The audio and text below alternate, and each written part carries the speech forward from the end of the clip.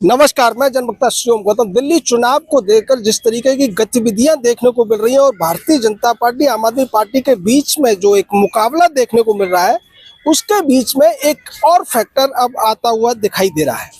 ऐसा लगता है कि भारतीय जनता पार्टी इस बार अपने स्टार प्रचारक के तौर पर उत्तर प्रदेश के यशस्वी मुख्यमंत्री योगी आदित्यनाथ को इस्तेमाल करती हुई नजर आ रही है। और यही वजह है कि दिल्ली के तमाम इलाकों में योगी आदित्यनाथ की सभाएं रखी गई हैं। इन सभाओं को रखने का मतलब यही है कि उत्तर प्रदेश के जो लोग या पूर्वांचल के जो लोग दिल्ली के अंदर रहते हैं, उनको लेकर एक अच्छा प्रभाव डाला जाए और लोकसभा में जो वोट बीजेपी को मिलता है, उस वोट को दूसरी पार्टी यानी आम आदमी पार्टी की तरफ जाने से रोका जाए। यही वजह है कि दिल्ली के ज़्यादातर जो बाहरी इलाके हैं, जिनमें ज़्यादातर उत्तर प्रदेश, बिहार, मध्य प्रदेश ऐसे इलाकों से आने वाले लोग रहते हैं, जो दिल्ली की लोगों के जो सेवा के तौर पर काम करते हैं, चाहे वो ड्राइवर की नौकरी हो, घरेलू कामगार की नौकरी हो, या जो दूसरे जो खोमचे या छोटी मोटी दुकानें लगाने का काम ये लोग करते हैं, उनको टारगेट करने की कोशिश करती हुई बीजेपी नज़र आ रही है। और इस कोशिश में कितनी कामयाब बीजेपी हो जाएगी, वो चुनाव के परिणाम को बहुत ही ज़्यादा एक तरीके से प्रभावित करने वाला है।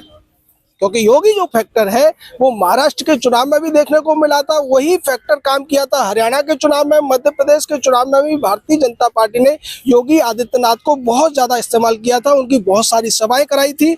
और दिल्ली में चूंकि प्रधानमंत्री की सभाएं ज़्यादा नहीं हो सकती हैं, गृह मंत्री अमित शाह की सभाएं नहीं हो सकती हैं, इसलिए इस बार बीजेपी सबसे बड़ा दाव जो खेलती हुई नजर आ रही है, वो योगी आदित्यनाथ के माध्यम से खेलती हुई नजर आ रही है। दूसरी वजह यह है कि योगी आदित्यनाथ की टक्कर में ना तो अरविंद केजरीवाल की पार्टी में कोई नेता है और ना कांग्रेस ही उस तरीके से बातें कर सकती है। योगी का एक अपना यूएसपी है, योगी की अपनी एक फैन फॉलोइंग है।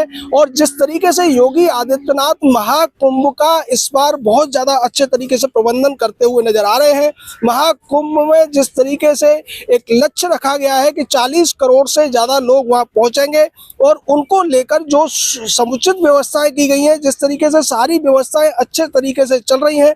कुंभ को भी आज 10 दिन हो गए हैं और उसके बावजूद कुंभ की व्यवस्थाओं को लेकर पूरे विश्व में तारीफ होती हुई नजर आ रही है।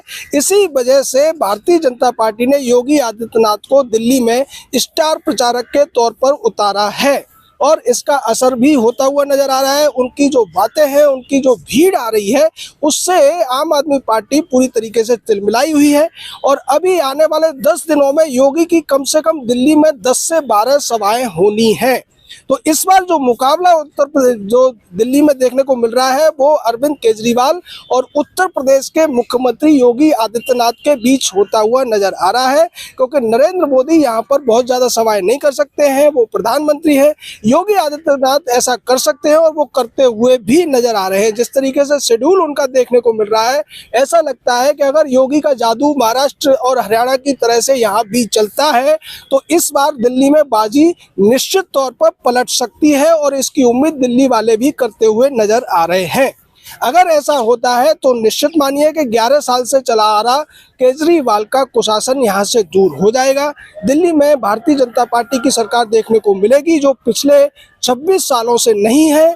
दिल्ली में 1993 के बाद भारतीय जनता पार्टी सत्ता में कभी वापसी नहीं कर सकी और इस बार अगर वो वापसी करती है तो भारतीय जनता पार्टी के लिए एक बहुत बड़ा अचीवमेंट होगा। और अगर योगी की सभाओं से ये प्रभाव पड़ेगा तो निश्चित मानिए कि राष्ट्रीय स्तर पर योगी आदित्यनाथ की एक जो जगह है वो और ज़्यादा मजबूत होती हुई नजर आएगी। जय हिंद, जय भारत।